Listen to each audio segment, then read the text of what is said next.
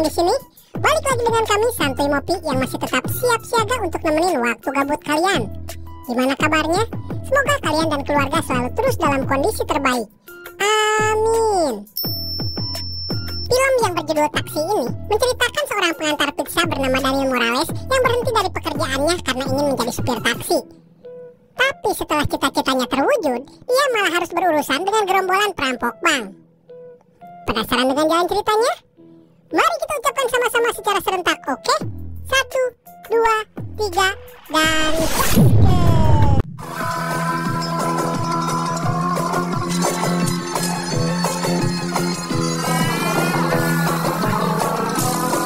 Scene diawali di salah satu kedai waralaba pizza yang ada di kota Marseille, di mana seorang pengantar pizza bernama Daniel Morales memutuskan untuk keluar dari pekerjaannya. Karena Daniel adalah karyawan terbaik dan pengantar tercepat di perusahaan itu, pemilik dan karyawan perusahaan mengadakan pesta perpisahan yang sangat meriah. Daniel mengakhiri karirnya sebagai pengantar pizza karena dia ingin pindah profesi menjadi supir taksi. Pesta itu juga dihadiri oleh pacar Daniel yang bernama Lily dan acara parade yang dilakukan oleh teman-teman Daniel sesama pengantar pizza.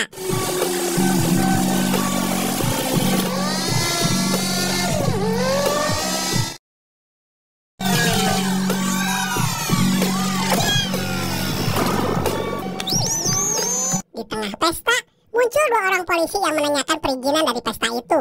Daniel berkata bahwa surat izinnya ada di dalam toko dan dia akan segera mengambilnya. Daniel yang sebenarnya tidak memiliki izin untuk pesta itu, kemudian mengajak pacarnya untuk kabur menuju rumah sekaligus garaksi miliknya. Mach schon, beeil dich! Ich bin leider total pleite und kann mir nichts anderes leisten. Wo bleiben die denn? Lass uns mal nachsehen. Esok harinya Daniel datang ke perusahaan taksi untuk mengurus izin dan berkas menjadi supir taksi. Setelah sekian lama menunggu, dia akhirnya mendapatkan surat izin dan mendapatkan sebuah taksi box. Nicht sagen, aber über ein Lächeln würde ich mich freuen. Daniel kemudian kembali ke rumahnya dan mendapati kalau pacarnya sudah pulang. Setelah memasang taksi box ke mobil Peugeot 406 tahun 96 miliknya, Daniel pun segera turun ke jalan untuk mencari penumpang. Du sollst zum Strand? Hä? Kostet heute auch nichts.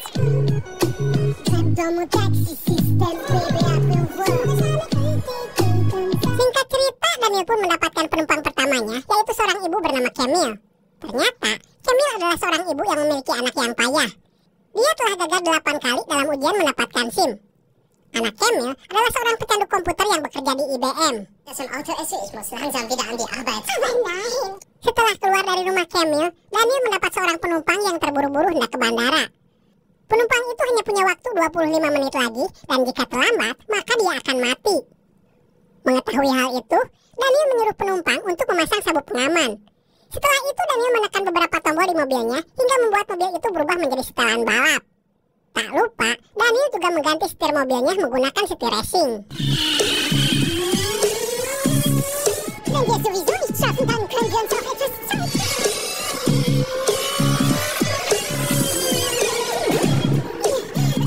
Ist ja beruhigt.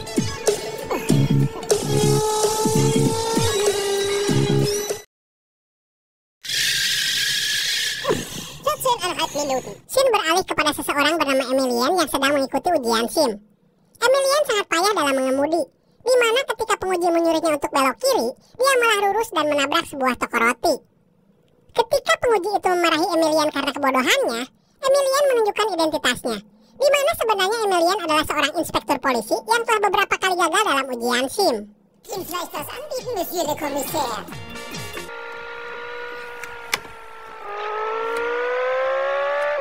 Di kantornya, Emilian mendapatkan kabar dari temannya bahwa ada seorang pengemudi taksi yang memecahkan rekor kecepatan di jalanan.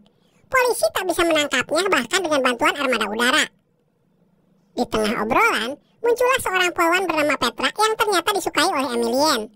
Petra menyuruh Emilian untuk segera menghadiri rapat darurat. Sie soll sofort in mein Büro kommen. Sind Sie da? Jetzt nicht mehr, Chef. Mein Großvater war Soldat und so betrifft mich das ganz persönlich. Schlägt die Mercedes-Bande jetzt in Frankreich zu.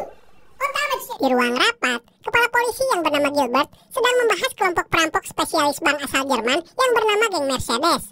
Dalam 24 jam ke depan, geng itu akan melakukan perampokan di sebuah bank di kota itu. Polisi berencana untuk menangkap para perampok dan menamai operasi itu dengan Operasi Cobra.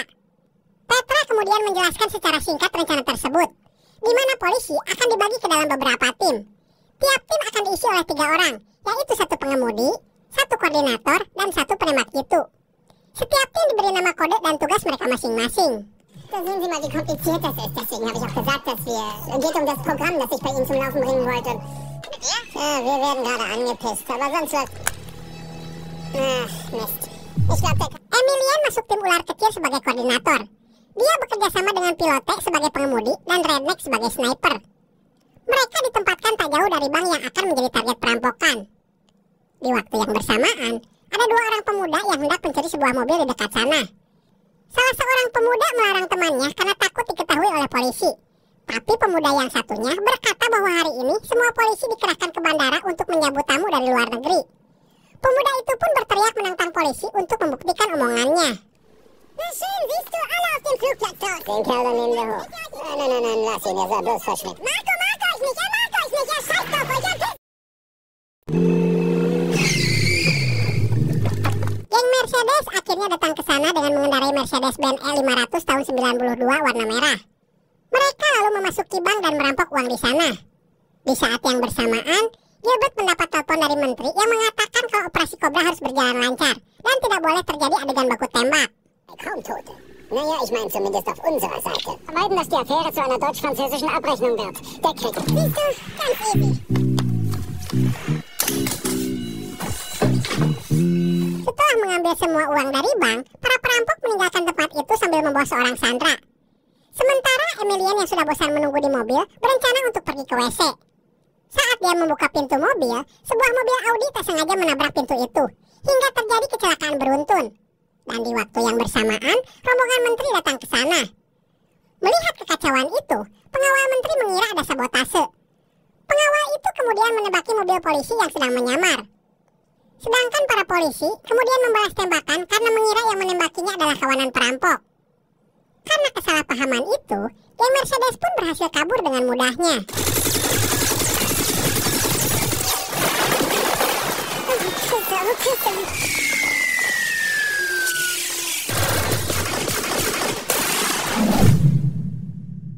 Der Mann da hat irgendwie eine gewisse Ähnlichkeit. Ternyata Emilian adalah anak dari Camille. Dia berkata kepada semua orang bahwa anaknya bekerja di IBM karena ingin mendapatkan parkir gratis di kota tersebut. Saat Emilian ingin memanggil taksi, ibunya menelpon Daniel untuk mengantarkan anaknya ke kantor. Emilian minta diantarkan ke kantor polisi karena dia harus memperbaiki komputer di sana. Di perjalanan mereka berdebat tentang pekerjaan polisi dan supir taksi. Emilian beranggapan bahwa supir taksi sering ugal-ugalan. Sedangkan Daniel menganggap bahwa para polisi sangatlah bodoh. Daniel berkata bahwa supir taksi hanyalah pekerjaan sampingan untuk menyalurkan bakatnya dalam balapan. Dia kemudian membawa Emilian ke kantor polisi dengan kecepatan yang sangat tinggi.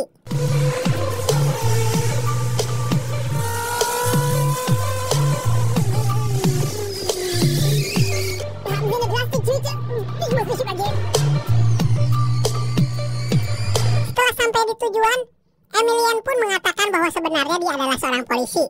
Daniel kemudian dibawa ke kantor karena telah melanggar batas kecepatan. Karena kecakapan Daniel dalam mengemudi, Emilian pun menawarkan kesepakatan di mana Daniel harus membantunya untuk menangkap geng Mercedes dalam waktu sebulan. Setelah itu, dia akan menghapus semua catatan pelanggaran Daniel dan mengembalikan SIM-nya. Der Öffentlichkeit für mich. Capito? Schlagen Sie was vor, was Sie tun können. Etwas im Interesse der Öffentlichkeit. So, das ist es. Das sind die... Emilian kemudian menunjukkan berkas-berkas dari geng Mercedes. Dari sana, Daniel menemukan sebuah petunjuk bahwa ban yang digunakan geng Mercedes hanya dijual di bengkel milik Kruger. Tanpa membuang waktu, mereka pun pergi ke toko Kruger untuk memata-matai tempat itu. Daniel lalu pergi ke sebuah toko dan menanyakan kapan bengkel Kruger tutup. Penjaga toko itu berkata bahwa bengkel tersebut buka 24 jam. Schade, dass wir nicht bei meiner Mutter waren. Die macht Wahnsinnsbrote.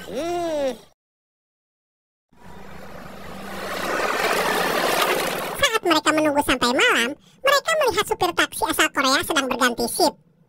Tak lama kemudian, 4 orang keluar dari mobil Mercedes E500 warna abu metalik dan memasuki bengkel Kruger. Terinspirasi dari sopir Korea, Emilian pun memutuskan untuk memasuki bagasi mobil Mercedes. Sayangnya dia tak berpikir bahwa orang-orang itu akan menyimpan barang-barang yang mereka beli ke bagasi. Emilian pun ditemukan oleh mereka dan dilemparkan ke tong sampah.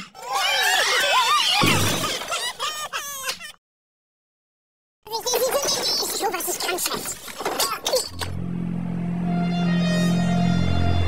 Esok harinya mereka kembali lagi ke bengkel untuk menanyai pemiliknya. Emilian pun dengan padanya memasuki bengkel itu sambil menunjukkan identitasnya. Saat dia menanyai Kruger, Kruger langsung menembaki Emilian. Untungnya Daniel segera menyeret Emilian sehingga Emilian bisa selamat. Terjadi aksi tembak-menembak antara Emilian dan Kruger CS. Sayangnya, Kruger dan anak buahnya berhasil lolos.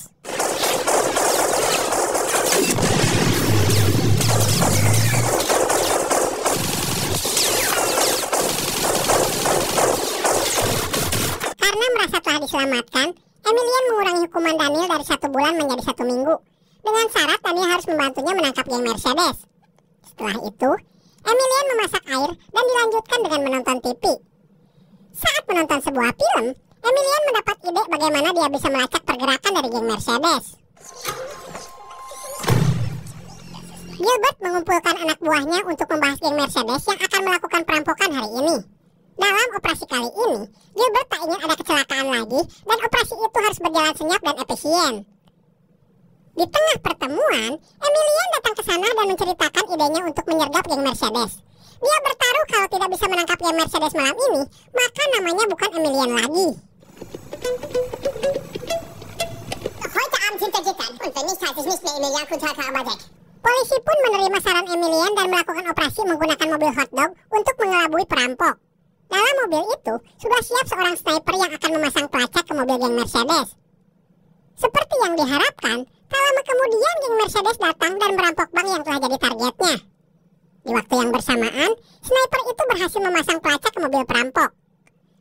Anehnya perampok itu terlihat tak membawa hasil rampasan. Mereka hanya membawa seorang sandera.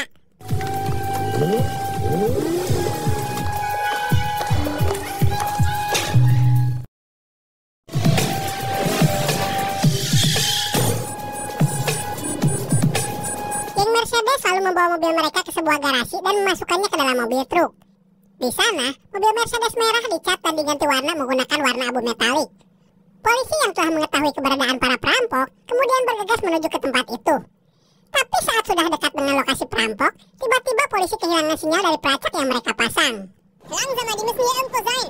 Ein roter Mercedes kommt nicht um. Was ist denn passiert? Ich habe keine Ahnung. Wir haben nicht...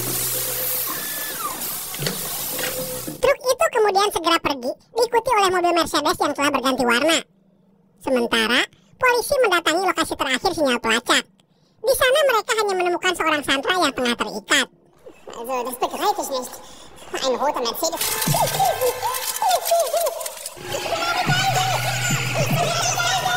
Di tempat lain, polisi yang sedang memblokir jalan mencegat sebuah mobil Mercedes abu metalik yang dikendarai oleh orang Jerman. Polisi itu lantas melaporkan hal tersebut kepada Gilbert, dan tak lama kemudian, Gilbert datang ke sana dan menggeledah mobil Mercedes itu. Tapi dia tidak menemukan sesuatu yang mencurigakan dari mobil tersebut. Sehen Sie, hat den Topf auf dem Herd vergessen. Klar. Also dann auf Wiedersehen und viel Vergnügen noch in Marseille. Malam harinya Emilian dan ibunya datang ke rumah Daniel untuk meminta tumpangan karena rumah mereka telah terbakar habis. Emilian juga mendapat peringatan dari atasannya, di mana jika dia gagal menangkap geng Mercedes sampai akhir pekan, maka Emilian akan ditugaskan di divisi lalu lintas. Awalnya Lily tak menyetujui hal itu, tapi setelah perdebatan yang cukup panjang, Lily pun mengizinkan Camille untuk tinggal sementara. Da bist aber nicht die Alte. Abgemacht.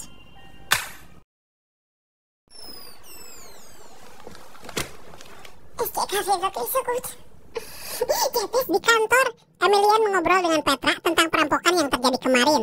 Dia meyakini bahwa mobil perampok berganti warna dari merah menjadi abu. Dan untuk hasil rampokan yang tidak ditemukan, Emilian berasumsi kalau perampok mengangkutnya menggunakan mobil lain. Atau bisa jadi kalau uangnya masih berada di bank dan disembunyikan di suatu tempat. Ich komme später wieder. Tebakan Emilian tidak meleset. Para perampok itu ternyata menyembunyikan hasil curiannya di sebuah gudang yang ada di bank. Untuk mengambil uang itu, perampok menyuap petugas kebersihan bank tersebut. Setelah para perampok menerima uangnya, mereka memberikan sejumlah uang kepada petugas kebersihan dan melepaskan istrinya yang menjadi sandera. Setelah itu ketua perampok berkata bahwa mereka akan pensiun setelah melakukan 1 kali lagi perampokan. Dan perampokan terakhir mereka harus berjalan dengan baik. Emilia. Hey, Emilia. Dari hasil investigasinya, Daniel berkata bahwa perampok itu mengubah warna mobil mereka untuk mengelabui polisi. Tapi Emilian merasa ragu karena menurutnya cat mobil tak akan kering dalam waktu 10 menit. Daniel pun lantas menelpon temannya yang menjual cat mobil cepat kering. Menurut temannya, cat mobil berwarna abu metalik telah habis karena diborong oleh orang Jerman yang akan berlatih balapan di sirkuit.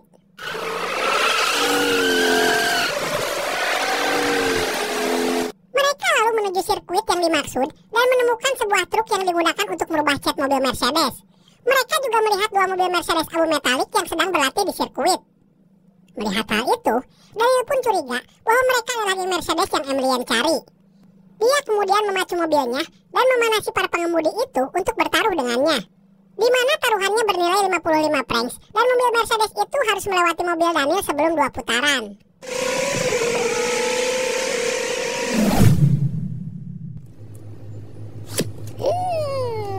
Walaupun tak diperlihatkan di film, Daniel berhasil memenangkan taruhan itu. Setelah melakukan balapan, Daniel pun merasa yakin bahwa mereka adalah geng Mercedes. Daniel dan Emilian kemudian menyusun rencana untuk menangkap mereka. Dalam rencana kali ini, Daniel akan menggiring para perampok ke tempat yang mereka inginkan. Dia kemudian menyuruh Emilian untuk mencuri kunci rambu jalan yang disimpan di kantor polisi. Ja, aber das mit den Schlüsseln wird schwer werden. Hat die nimmer dabei. Mit welchen Beweisen? Mit welchen Beweisen? Fürs Schnellfahren? Habt ihr den schönen Kuchen gebacken? Singkat cerita, Emilia pun berhasil mencuri kunci itu dan menduplikasikannya menjadi 20 buah. Keesokan harinya, para polisi segera berkumpul karena geng Mercedes akan melakukan perampokan lagi. Tapi Daniel dan Emilian malah pergi dari kantor polisi dan meminta bantuan para pengantar pizza untuk menjalankan aksinya. Para pengantar pizza itu diberi kunci lampu lalu lintas untuk merubah warna lampu saat Daniel dan Emilian menjalankan aksinya.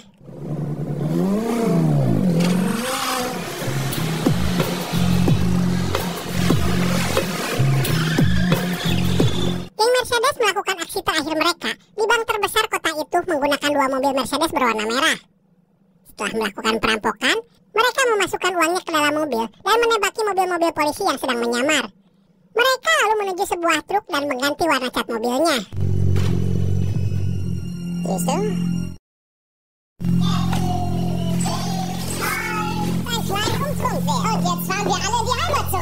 Daniel kemudian mulai menjalankan rencananya, di mana dia akan mengintimidasi para perampok dan menantangnya untuk balapan. Karena perampok itu ingin membalas kekalahannya, mereka akhirnya menerima tantangan Daniel.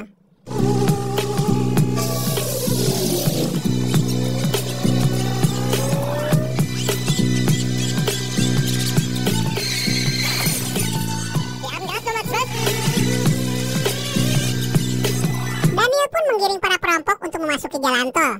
Melihat hal itu, kepala perampok menjadi senang karena dia yakin bisa mengalahkan Daniel di jalan tol. Daniel kemudian berbelok ke jalan yang sedang dibangun. Dia memacu kendaraannya dengan sangat kencang. Saat tiba di ujung jalan, Daniel segera mengerem mobilnya dengan keras. Dan kemudian...